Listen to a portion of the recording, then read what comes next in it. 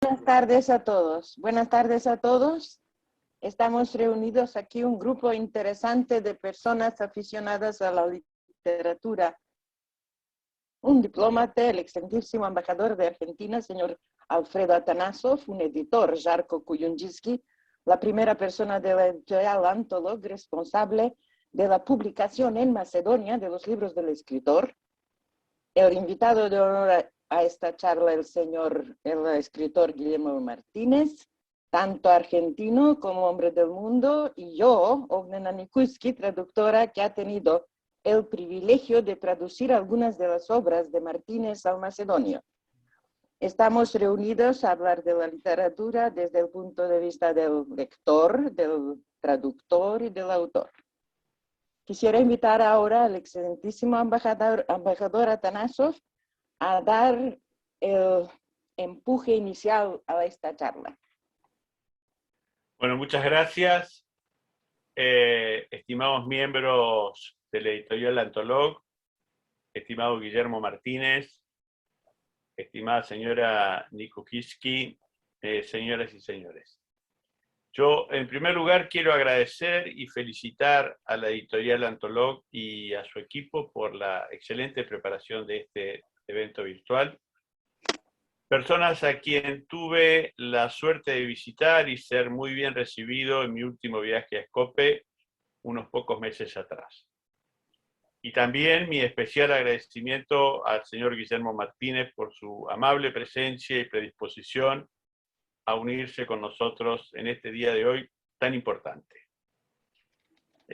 Sobre todo hoy, en estos momentos desafiantes, cuando la pandemia nos separa de una manera u otra, las artes son la fuerza y son la oportunidad que nos une a todos, acortando las distancias, en esta oportunidad a partir de las letras y el mundo que con ellas se abren, tanto para los escritores como para cada uno de los lectores, y claro, para los traductores. Parte fundamental en el relato cuando se trata de historias contadas en otras lenguas, como sucede en el caso de las obras de Guillermo Martínez. Permítame hacer una muy breve presentación de la trayectoria de nuestro invitado especial. Guillermo Martínez es un reconocido y prestigioso novelista y escritor argentino, interviniendo con su pluma incluso en varios periódicos, licenciado en matemáticas y académico. A finales de los años 80 debutó como escritor con el libro de relatos cortos Infierno Grande, seguido de otros títulos como las novelas acerca de Roederer, La mujer del maestro. Entre sus títulos más populares se destacan Los crímenes imperceptibles, una novela de intriga familiar cuya traducción en inglés se tituló Los crímenes Oxford. Libro que fue adaptado al cine por el director español Alex de la Iglesia, con los protagónicos de John Hurt y Elijah Wood. Junto a la ficción, Guillermo Martínez ha escrito los ensayos Borges y la matemática, sobre Borges y la fórmula de la inmortalidad, entre otros. Y su última novela, Los crímenes de Alicia, de 2019, en torno a la misteriosa desaparición de una página de los diarios del escritor inglés Lewis Carroll, ganó el premio Nadal. Otros premios han sido recibidos por nuestro invitado de hoy.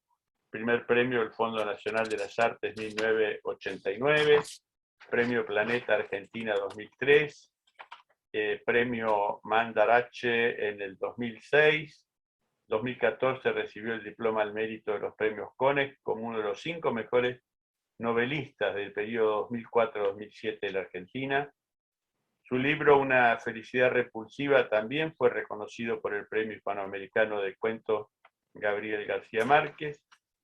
Y Guillermo Martínez es uno de los prestigiosos escritores argentinos cuyas obras han sido traducidas al macedonio gracias al programa Sur de apoyo a las producciones. Permítanme contarles rápidamente sobre el programa, que tiene más de 11 años de existencia. Tiene por finalidad acercar a los lectores no hispanoparlantes a diversos géneros literarios, a través de las obras de autores nacionales clásicos, como así también contemporáneos. En este sentido, el evento de hoy es una excelente manera de compartir nuestra experiencia gracias a las tecnologías como el Zoom que la pandemia generó y popularizó a escala mundial a esta altura. Este programa ha colaborado para que más de 40 títulos puedan ser traducidos en idioma macedonio. La mayoría han sido traducidos por la editorial que está trabajando con nosotros en este momento. Y ha incluido famosas obras: Julio Cortázar, Ricardo Piglia, Jorge Luis Borges, Roberto Ar, César Aria, Adolfo Bioy Casares, Andrés Neumann, Carlos María Domínguez, Abelardo Castillo, Domingo Faustino Sarmiento, entre otros, y obviamente nuestro invitado especial de hoy, Guillermo Martínez. Debo mencionar que una gran parte de este éxito se realizó con la ayuda de la editorial Antolog, que durante los años ha producido, como les decía, la mayoría de las traducciones y ediciones argentinas en la querida República de Macedonia del Norte. Especialmente a lo que refiere a Guillermo Martínez, las obras traducidas son 5: Los crímenes de Alicia, Crímenes imperceptibles, La muerte lenta de Luciana B., Una felicidad repulsiva y Acerca de Roder. Finalmente, solo me resta agradecerle una vez más a todos por aceptar ser parte de este evento, deseando seguir trabajando juntos por las culturas de nuestros países. Y entonces ahora los dejo con los protagonistas del evento, Guillermo Martínez y la gente de Antolog, que tanto esfuerzo han hecho para poder concretarlo. Deseo entonces que disfruten de esta reunión y muchas gracias por haberme permitido participar junto a ustedes de este acontecimiento.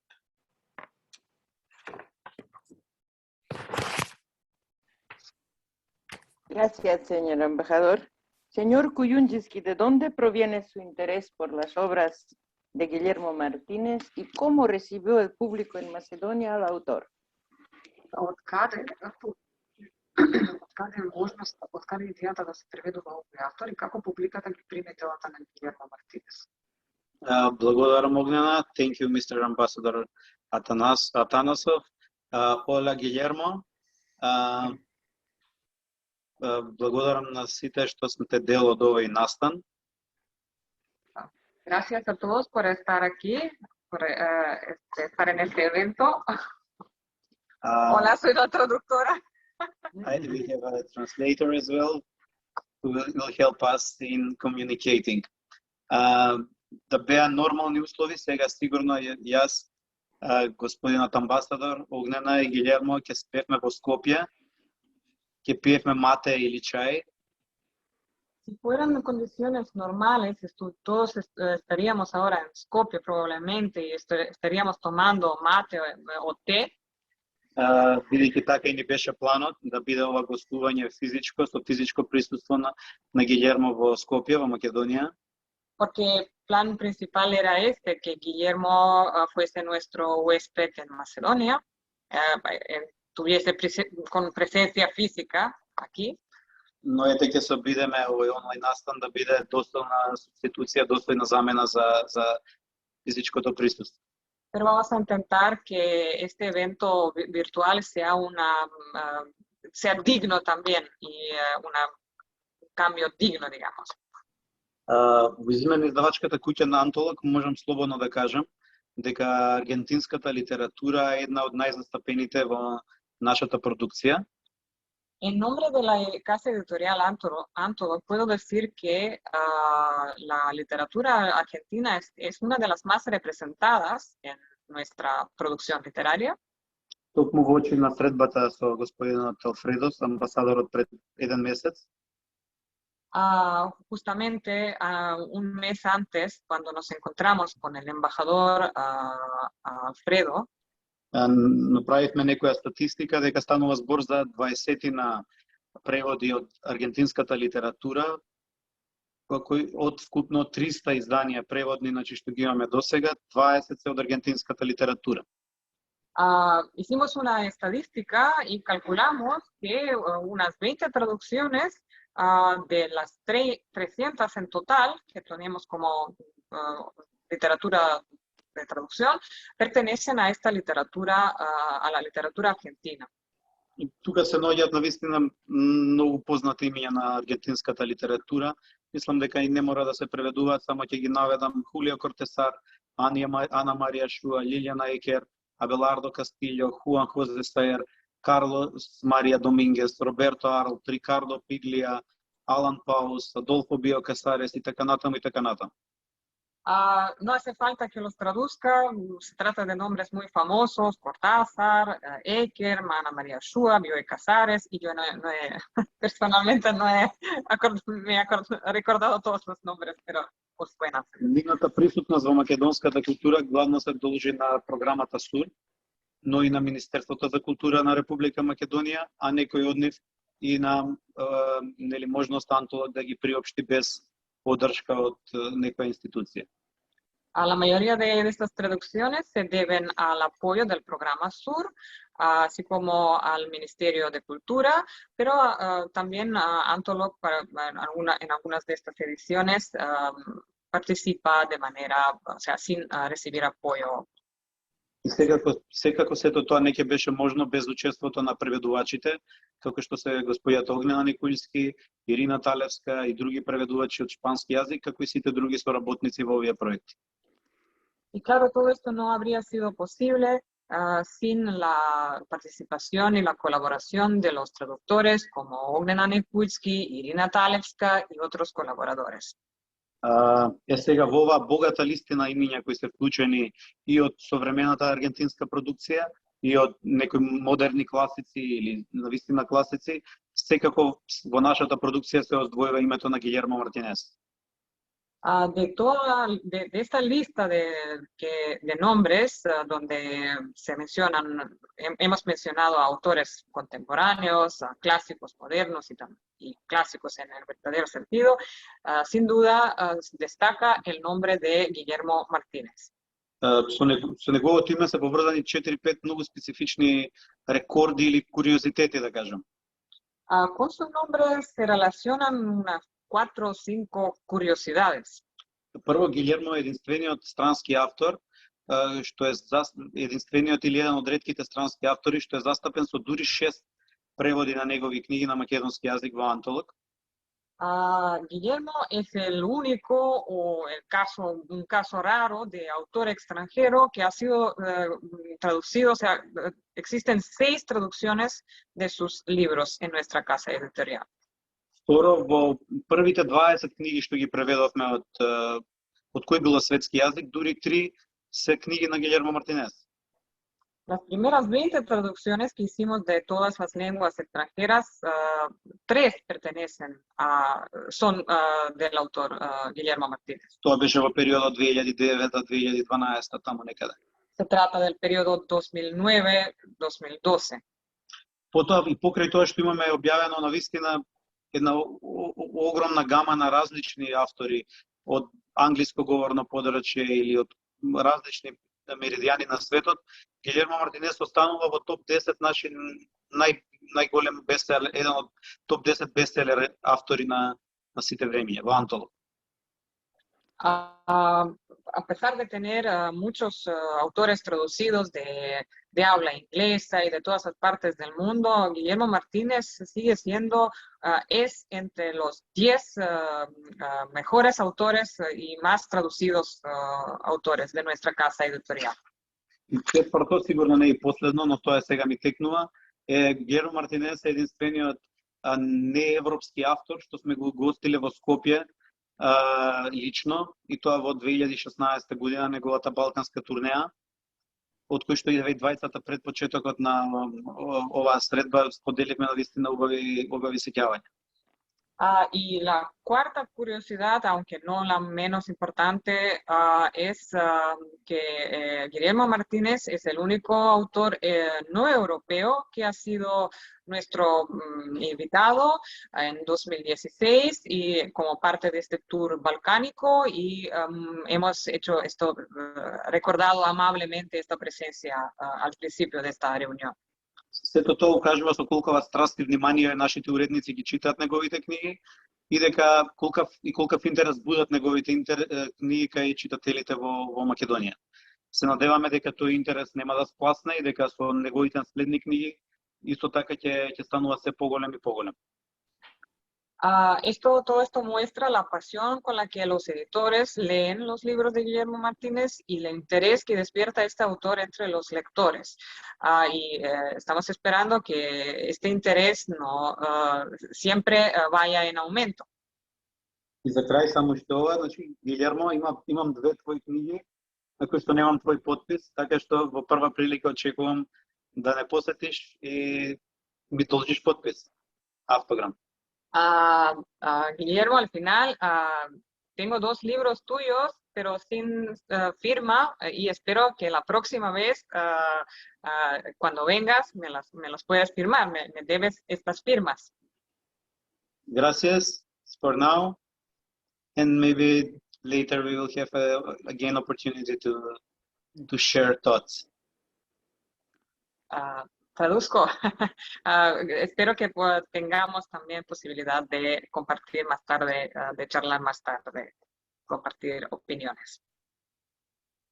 Como dijo el señor Kuyundjiski, en 2016 usted visitó nuestro país como invitado de la editorial Antolog y tuvo la oportunidad en la Feria de Libros de conocer a sus lectores macedonios y yo el honor de conocerlo en persona. Ahora tengo el privilegio de poder hacerle ciertas preguntas que me ocupaban durante las traducciones de sus libros y también como su lector aficionado. En sus obras frecuentemente hace referencia a autores reales y libros publicados. Alicia y Lewis Carroll, la novela de Patricia Hicksmith en La Víctima, necesita un punto de contacto con la realidad presente o pasada para situar sus libros. ¿Por qué? Ante todo, muy buenas tardes a todos. Muchísimas gracias, Alfredo Atanasov, por haber participado, nuestro embajador en Bulgaria, por participar de esta reunión. No es tan frecuente que esto ocurra, que los embajadores tengan intereses culturales, así que para mí es un inmenso honor que él esté aquí. Muchísimas gracias también a la presentación de Sarko, que ya lo considero como un amigo. Realmente lamento que esto no pueda ocurrir en vivo en Macedonia, para salir luego a cenar y a conversar. Y también muy agradecido por la presencia de mi traductora aquí. Muchísimas gracias por todo el trabajo tan dedicado que te has tomado con mis libros. Perdón, yo uso el tuteo como usamos los argentinos. No sé si tengo que detenerme cada tanto o puedo hablar fluidamente. Hable fluidamente. Bueno, después. Perfecto. Sobre lo que me preguntás, es muy interesante. De hecho, acabo de participar en un congreso que se hizo en Oxford sobre novela policial y mi ponencia para ese congreso se llamó Cuando la ficción policial vive en la ficción policial. Es decir, esto alude a un ensayo de Borges que se llama Cuando la ficción vive en la ficción. Muchas veces, mientras escribimos una novela policial, citamos otros libros, ya sean del género policial o de la literatura, ¿no? ¿Por qué se hace esto? ¿Con qué clase de propósitos? Es verdad, es algo que aparece de una manera recurrente en general en mis libros. Entonces yo creo que tiene que ver con 2 cuestiones. La primera cuestión es que es una manera indirecta de intentar darle verosimilitud al mundo que presentamos en la novela. Es decir, al referirnos dentro de la novela a otros libros, de algún modo es como si dijéramos, bueno, esto es lo que ocurre en las novelas policiales, ¿no? En un momento en Los Crímenes de Alicia se dice, en las novelas policiales estamos acostumbrados a pensar que todos los personajes son sospechosos, pero en la vida real nadie nos parece suficientemente sospechoso, ¿no? Todas las personas cercanas nos parecen relativamente inocentes.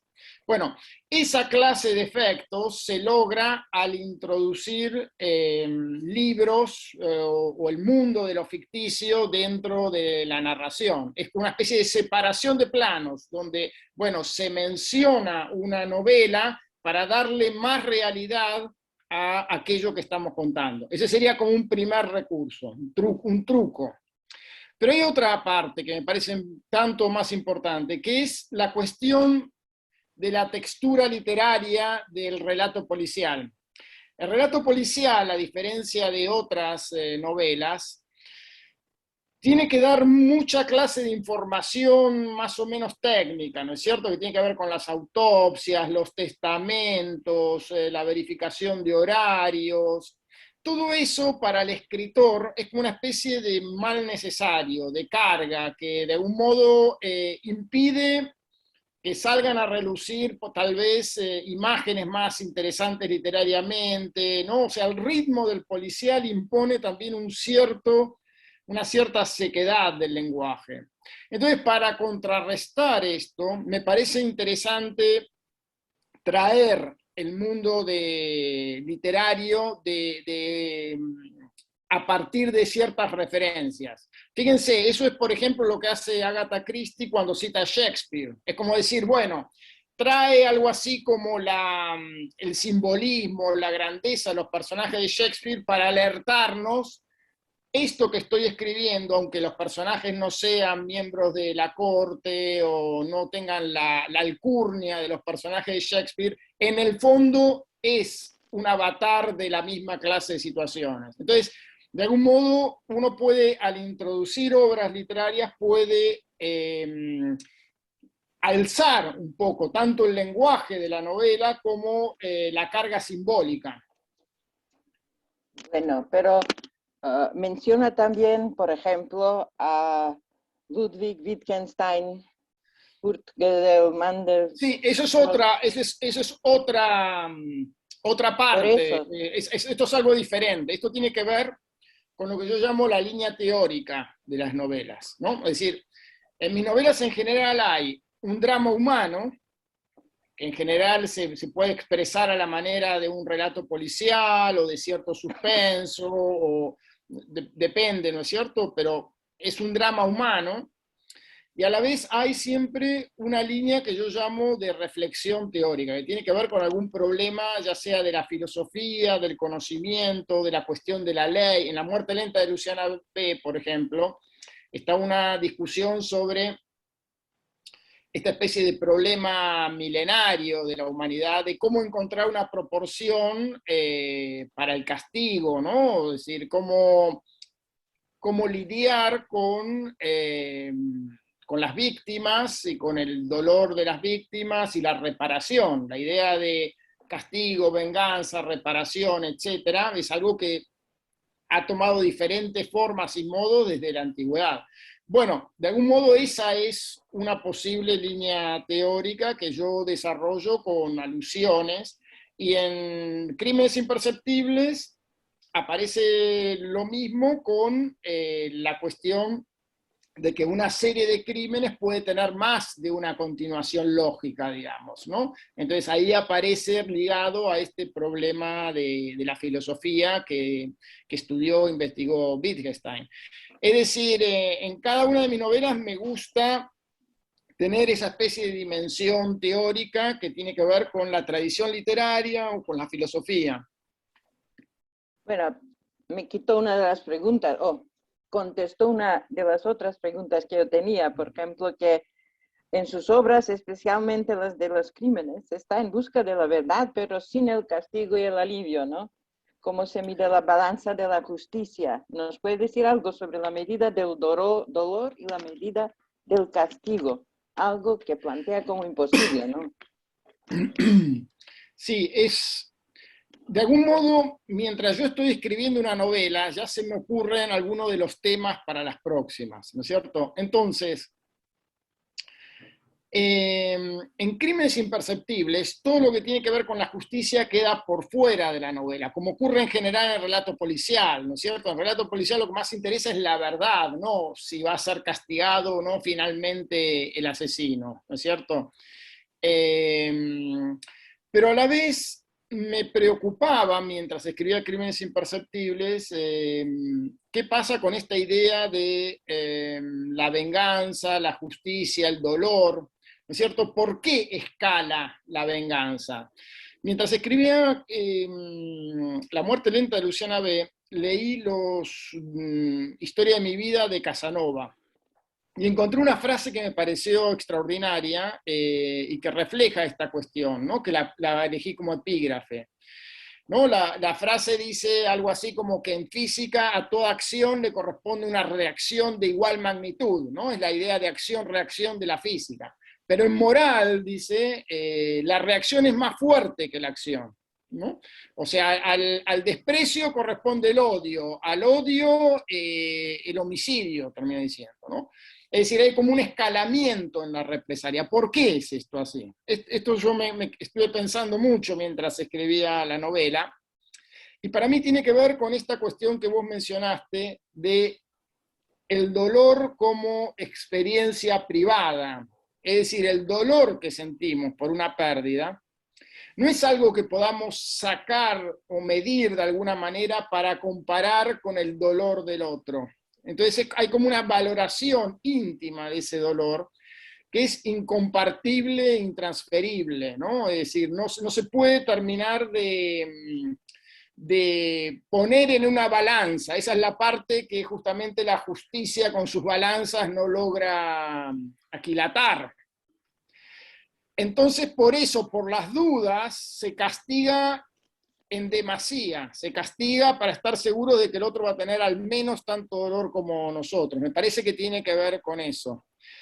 Y por eso en un principio en las comunidades primitivas la represalia era infinita, ¿no? O sea, si mataban a uno de mi clan, exterminábamos a todos los del clan enemigo, ¿no? Y luego el ojo por ojo, diente por diente, fue, aunque nos parezca ahora salvaje, en su momento, históricamente, fue una especie de restricción en el castigo, ¿no? Y finalmente luego sustituimos esto por las compensaciones económicas, la idea de encarcelamiento, etcétera, ¿no? En una reseña sobre la película de Alex de Iglesia, Los Crímenes de Oxford, basada en su novela Crímenes Imperceptibles, se dice que la película extrema las conclusiones de una matiz filosófica conservadora que postula la imposibilidad de conocer la realidad. ¿Hasta qué punto esto coincide con sus intenciones cuando escribió la obra? Alex de la Iglesia en su película hizo algo que me pareció muy interesante en el sentido de que mantuvo lo esencial de la trama, pero la lectura final, el final que él eligió para su película, es bastante diferente de lo que yo imaginé para mi novela. En la película de él está muy marcada una especie de competencia de inteligencias y de maneras de ver el conocimiento sobre el mundo. Por un lado, el joven discípulo cree que hay algo inmanente de las matemáticas en el mundo real, es decir, que hay algo de la matemática que organiza el cosmos, ¿no? O sea, que no depende de los seres humanos, que estuvo antes y seguirá estando después. Mientras que la postura del maestro, digamos, de Seldon, es en la película, estoy hablando en la película, es un poco la postura escéptica de Wittgenstein en el sentido de que la matemática es de algún modo creación humana y está sujeta a ciertas variables de tipo humano, que también hay una parte de verdad en esto. O sea, en la matemática aparecen razones que justifican las dos posturas, ¿no? O sea, hay algunas operaciones de la matemática que involucran ciertas elecciones individuales, que hay que hacerlas de alguna forma, que no están predeterminadas, ¿no? Entonces hay algo de la matemática que es creación, sin duda. Y algo que parece verdaderamente organizar al mundo, en el sentido de que hay una correspondencia asombrosa entre la manera en que funcionan una cantidad de cuestiones en el cosmos, en las partículas, etcétera, que dan a pensar que hay realmente patrones matemáticos previos a la existencia humana. Entonces las dos posiciones están de algún modo contrapesadas. Y en la película el final es la derrota de estas dos inteligencias. O sea, ninguno de los dos vio lo esencial del asunto humano que estaba por detrás, ¿no? Ese es un poco el final de la película. Mientras que en mi novela no es así, no hay esa pugna entre los dos personajes, esa pugna intelectual, hay una cantidad de reflexiones que tienen que ver con la distancia entre lo demostrable y lo verdadero. Hay algo así. En el final mío pesa mucho más la relación que tenía la chica que toca el cello con Seldom. En fin, hay otras revelaciones en el final que no quiero contarlas acá para no arruinar la lectura, pero no está tan marcado ese contraste de posiciones filosóficas. Sí hay algo de ese estilo en Los crímenes de Alicia, ¿no? Cuando entre el personaje de Kristen y el personaje de Arthur Seldom, sí se habla de esta cuestión de hasta qué punto la matemática es platonista y hasta qué punto es invención humana. Eso es algo que se toca al pasar en Los crímenes de Alicia.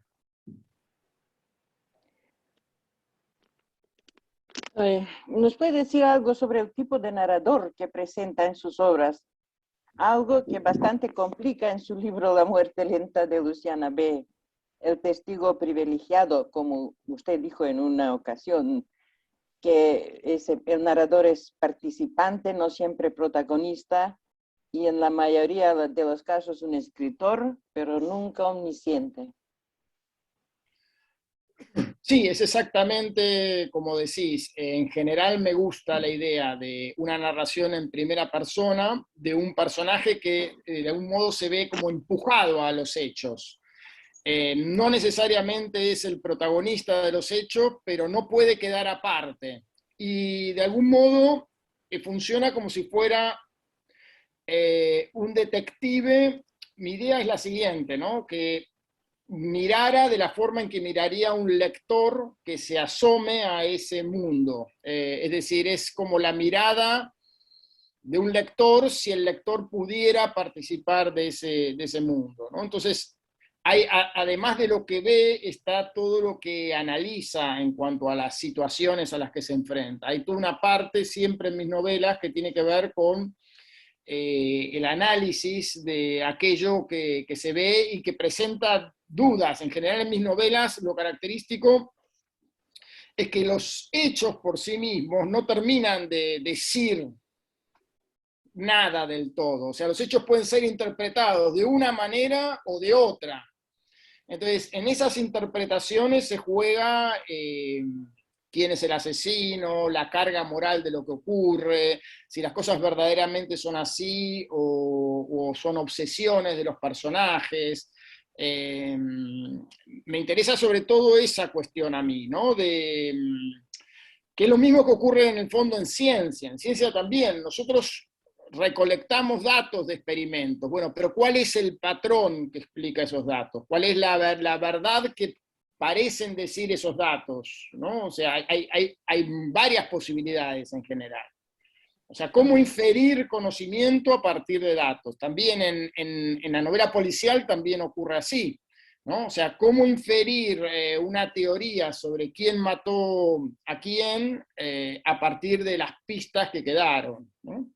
De las motivaciones, de las portadas, etc.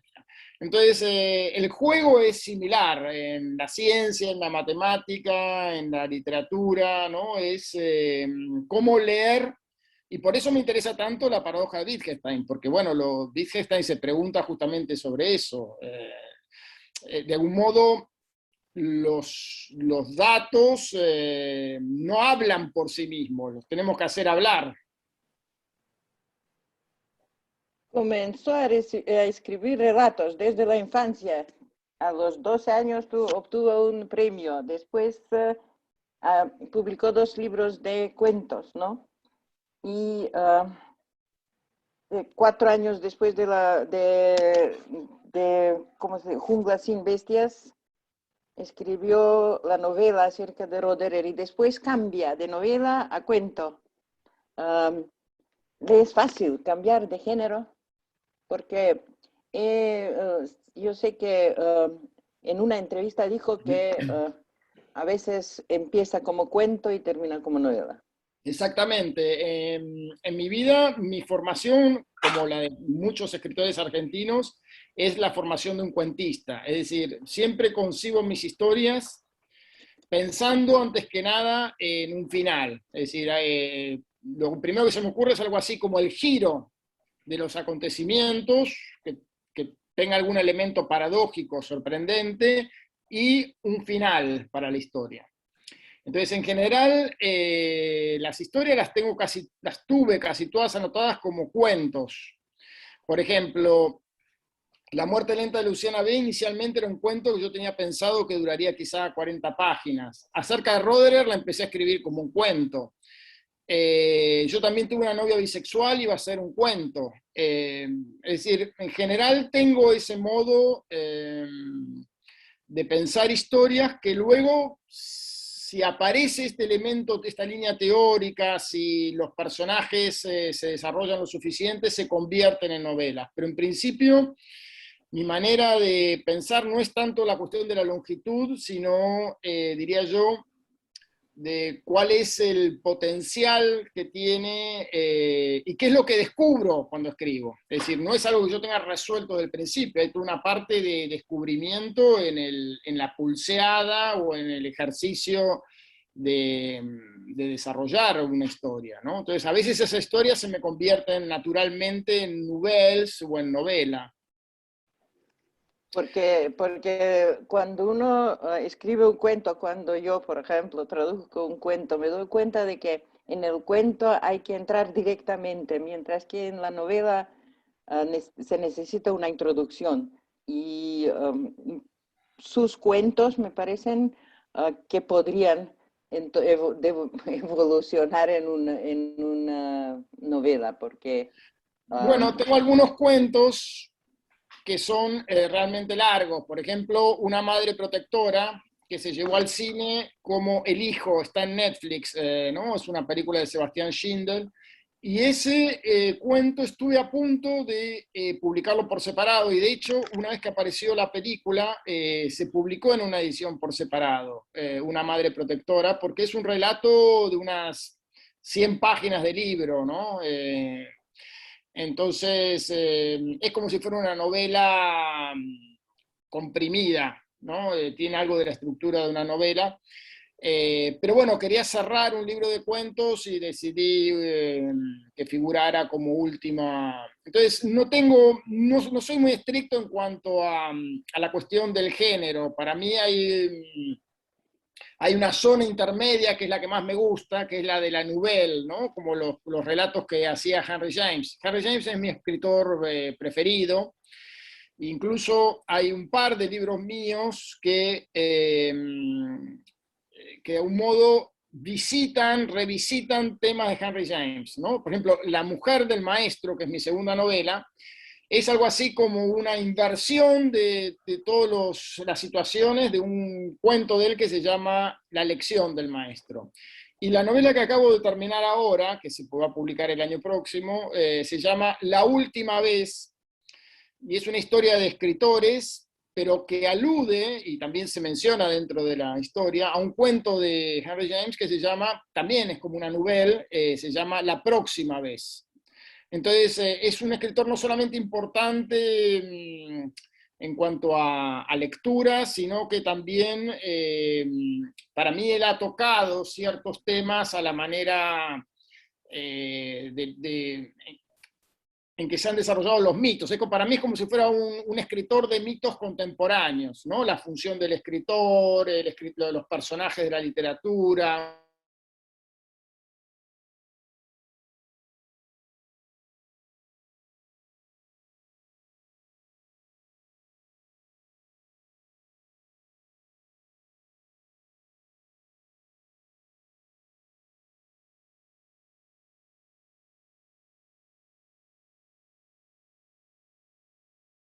sé que tuvo gran influencia sobre usted y sobre su trabajo, pero también su padre tuvo gran influencia sobre el modo de ver y de vivir y de ver el mundo, ¿no?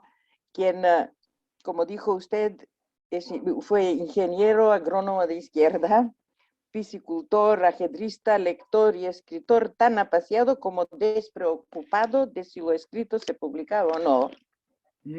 Y que en el prólogo a un mito familiar, donde estructuró los relatos inéditos de su padre, usted dice, para asegurarse de que no pudiéramos escapar a la lectura, se negó a comprar un televisor durante toda nuestra infancia. Quisiera compartir con nosotros su punto de vista sobre esta y otras influencias sobre su modo de vivir y escribir. Sí, realmente fue una influencia muy grande porque era una persona muy apasionada del conocimiento en general, ¿no? O sea, un espíritu muy, muy amplio en ese sentido. Por ejemplo, él estudió agronomía, pero luego cuando volvió a Bahía Blanca, que es la ciudad en la que yo nací, también estudió 15 materias de la carrera de letras, estudió estadística, hizo un posgrado en economía agraria, escribía la línea económica del Partido Comunista, fue candidato a intendente, era una persona con muchos intereses intelectuales. Además recibía todas las revistas culturales de la época, era un gran lector de novelas policiales, de novelas de ciencia ficción, o sea, tenía una manera de leer muy amplia también. Estaba muy interesado en la epistemología, leía Bachelard, leía Cioran, leía la filosofía, digamos, contemporánea, Sartre, Camus. Bueno, un poco era lo que se llamaba en esa época un intelectual de izquierda, ¿no? O sea, había toda una especie de repertorio de cuestiones culturales y de revistas y discusiones.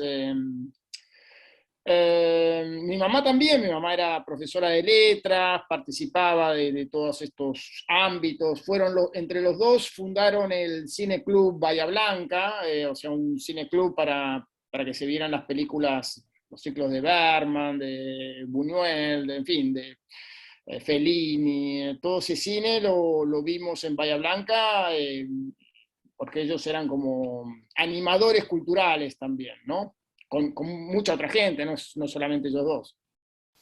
Así que en mi casa había cine y libros, y no estaban de acuerdo con tener televisión, también en parte porque la televisión era muy diferente del concepto que tenemos ahora de televisión, ¿no es cierto? Televisión eran 2 canales en ese momento en Bahía Blanca, entonces tampoco es que nos perdíamos tanto como se podría perder un chico ahora, ¿no?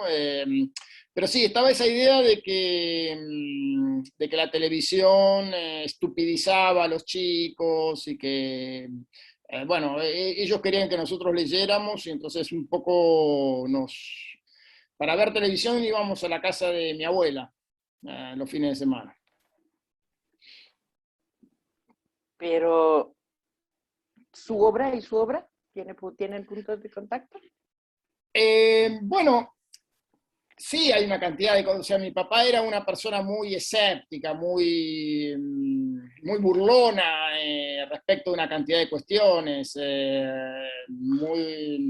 se reía de una cantidad de cosas, era lo que se llamaría un iconoclasta, ¿no? A pesar de que de algún modo militaba en un partido comunista, también se burlaba bastante de ese partido comunista, ¿no? Entonces, era una persona así con mucho sentido del humor, muy cáustico. Era un poco un personaje equivalente a lo que serían los personajes de Seinfeld, digamos, ¿no? Se reía de casi todo y era muy escéptico también en su forma de abordar cuestiones.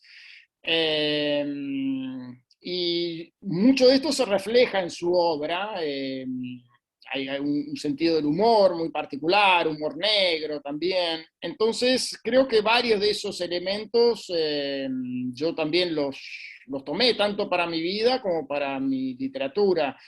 Es decir, hay algunos de mis cuentos que yo creo que los podría también haber escrito él, y tuvimos, mientras yo escribía mis primeros libros, llegamos a tener conversaciones literarias, acuerdos, desacuerdos, en fin, yo comentaba sus cuentos, él comentaba los míos, incluso más, mi papá nunca había escrito una novela. Cuando yo publiqué acerca de Roederer, se sintió de algún modo tocado en su orgullo y escribió su primera novela, que eres muy buena por otra parte, y que logré yo publicar en ese libro, Un mito familiar. El último relato es como una novela corta, digamos, que él escribió cuando apareció mi primera novela. Le voy a leer dos afirmaciones sobre su obra y la relación entre la realidad y la ficción, como los comenta. La primera es: escribir sobre asesinatos imaginarios puede provocar muertes reales. La ficción, por lo tanto, es igual de mortífera que el azar. Esta explicación, que el lector no puede aceptar racionalmente, se apoya en la afirmación de Henry James, según la cual la ficción compite con la vida, a la que Kloster añadirá que si la ficción crea vida, también puede crear muerte. Y la segunda es: ¿quién dice la verdad? Si la respuesta estuviera contenida en esa interrogación, la novela sería una pieza más de género en busca del criminal. Algo que ya abordó en sus exposiciones. Sí, quisiera decir esto: no necesariamente lo que dicen mis personajes tienen que ver con lo que creo yo, con lo que sostendría yo en un ensayo, ¿no es cierto? O sea, parte de la creación de personajes es crear una filosofía para el personaje, un modo de ver el mundo, un humor, una manera a veces exagerada, hiperbólica de decir las cosas. Sí puede, en algunos casos, puede ocurrir que la ficción de un modo cree muerte, ¿no? Eso se podría pensar maneras en que escribir un libro fuera una manera de instigar a un asesinato, de encubrir un asesinato. Algo de eso hay en el clásico La bestia debe morir, ¿no? El diario que se escribe. Yo también en Crímenes Imperceptibles comento de una historia que se me ocurre a mí, en donde hay alguien que escribe un diario y que parece que es el culpable, pero fue un copista en realidad el que escribió ese diario para incriminarlo, ¿no? Entonces, de muchas maneras, la ficción puede desencadenar algo violento en el mundo real. Por ejemplo, un escritor se separa de su mujer, que eso es un caso que se dio hace poco, no recuerdo bien el nombre del escritor, y él escribe una novela, y ella lo denuncia y le arruina la vida con la denuncia o lo arruina financieramente. Ahí hay un caso en que el escritor quizá escribió algo que para él pertenecía al plano de la ficción, porque el plano de la ficción es mucho más amplio de lo que en general se supone, involucra selección, énfasis, ¿no es cierto? O sea, al hacer un recorte, ya estamos moldeando algo que no pertenece al plano de lo real, ¿no? Por ejemplo, yo lo comento en Los Crímenes de Alicia. Lewis Carroll sacó 4.000 u 8.000 fotos a lo largo de toda su vida. De esas 8.000 fotos, hay unas 20 que tienen que ver con niños, y con niños desnudos o niñas desnudas habrá 4 o 5. Ahora, todo el peso de la atención sobre la fotografía de Lewis Carroll está en esas fotos. Bueno, no es un problema de Lewis Carroll, a ver, quizá es un problema de la lupa con la que se mira, ¿no? A veces en la selección. Entonces, esas cosas hay que ponerlas en la discusión para tener la perspectiva suficiente, ¿no es cierto? Entonces, en el caso que comenté del escritor, quizá él dio una especie de versión, sí, inspirada en su esposa, pero que él considera del mundo de la ficción. A continuación la esposa le hace un juicio y eso queda en manos de la justicia, la decisión de arruinar o no a este escritor por aquello que escribió. Entonces, evidentemente eso tiene un efecto en la vida real del escritor, ¿no? Entonces, esas relaciones son complicadas, y más en nuestra época, ¿no? En que se tiende a perseguir a las ficciones por aquello que las ficciones dicen, ¿no? Bueno, yo traduje 3 de los libros de sus libros a macedonio. Y como la traducción es un acercamiento muy específico a la obra literaria, ¿no? Uno tiene que entrar en el modo de pensar del autor, detectar y transferir el estilo, el ritmo, los recursos expresivos a la lengua a la que se traduce y eliminar la sensación de que se lee un libro traducido. El traductor tiene que tener también en cuenta el ámbito histórico, cultural y social en el cual se desarrolla la historia. En la traducción de sus libros, para mí lo más importante era no interrumpir el ritmo de la lectura y recrear su estilo de narrar al macedonio, ¿no? A primera vista parece fácil, porque la lectura en español corre, pero no lo es tan fácil. Uno puede entrar en la trampa de intervenir demasiado e interrumpir ese flujo. El léxico no me presentó muchas trampas en general, pero tenía que educarme un poco en el campo de la matemática y la filosofía. El gran desafío para mí era no entrar en la trampa de simplificar lo que solo parece simple. ¿Qué siente usted frente a las muchas traducciones de sus obras? Dijiste algo que para mí es fundamental, que hay que intentar meterse en la forma de pensar del escritor. Es una especie de telepatía para mí la traducción. Es un ejercicio en que no solamente hay que tratar de traducir aquello que el escritor dice, sino lo que nunca diría, ¿no? O sea, ponerlo de una manera, darse cuenta de cuáles son las frases que el escritor evitaría, cuáles son los trabajos que se tomó en el original para tomarse unos trabajos equivalentes en la traducción. Justamente escribí hace poco, yo tenía que ir, el año pasado tenía que ir a hacer una cantidad de viajes, entre ellos quizás Macedonia, y bueno, todo se suspendió. Y uno de los primeros viajes que tenía era un congreso en Boston sobre la traducción, donde finalmente estuve por Zoom con Alberto Mangel, que tradujo Los crímenes de Alicia en inglés.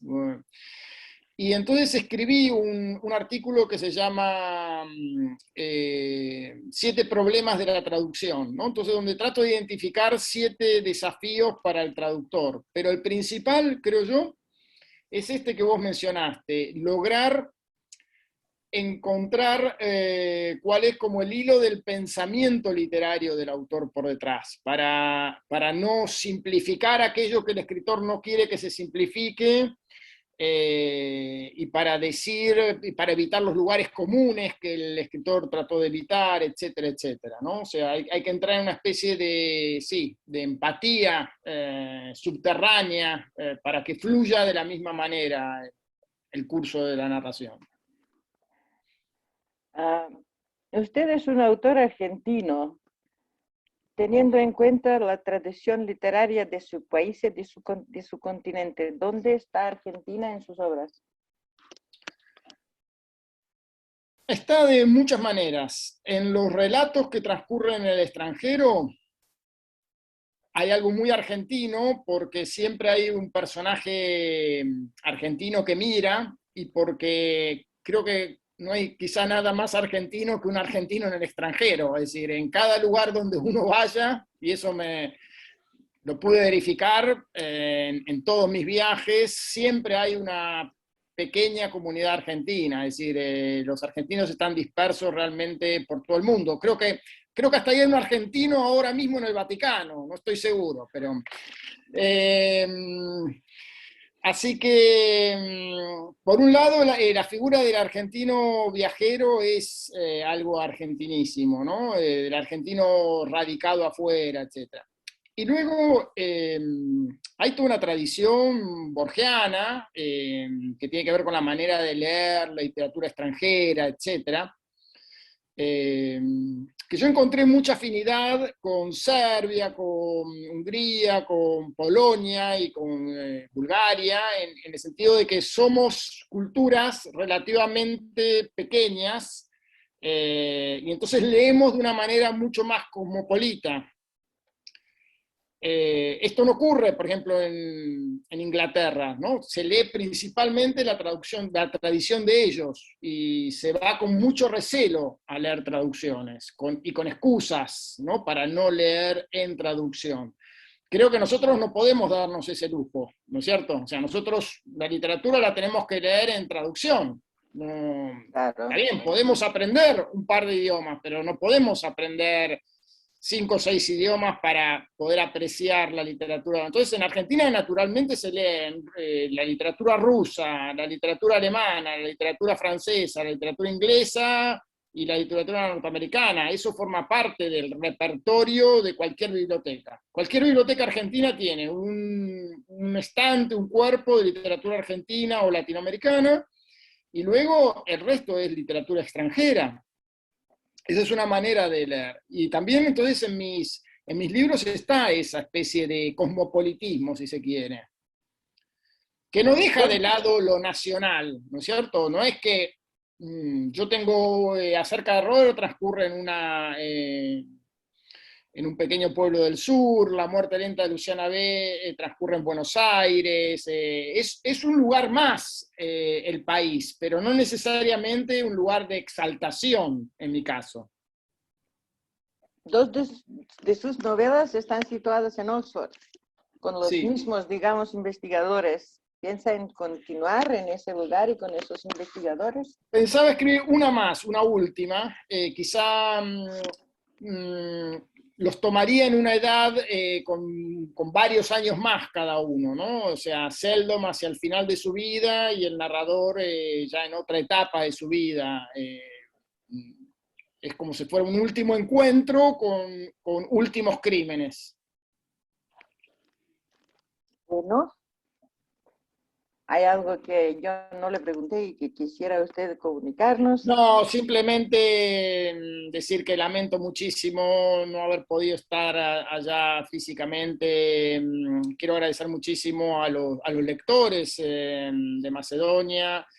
Tengo todavía guardado una hoja de papel cuando fui a firmar libros, en donde me decían el nombre en su idioma, y me lo escribían una traducción para que yo pudiera firmarles, ¿no? Entonces tengo esa hoja que está acribillada de nombres. Fue una de las experiencias más hermosas que recuerdo, esa feria del libro, se había formado una cola, y bueno, tuve un encuentro genial con los lectores, y ojalá que pronto pueda volver realmente. Es uno de los lugares en donde mejor lo pasé, ¿no? Como escritor, saber que estaban traducidos tantos títulos míos y que tenía seguidores. Así que bueno, todo esto gracias a Zarco y a vos por tu trabajo de traducción. Me parece que hubiera sido impensable para mí imaginar cuando escribía de estos libros que alguna vez se traducirían en un lugar para nosotros tan exótico como Macedonia. Gracias. Por mi parte, yo tenía esas preguntas, y al final quisiera agradecer primero al embajador por haber hecho esta charla posible, y a Antolo por organizarla, y a usted, señor Martínez, por haber compartido con nosotros sus pensamientos y su modo de ver la literatura, el mundo, y de explicarnos un poco su obra. No sé si vosotros tienen algo que añadir.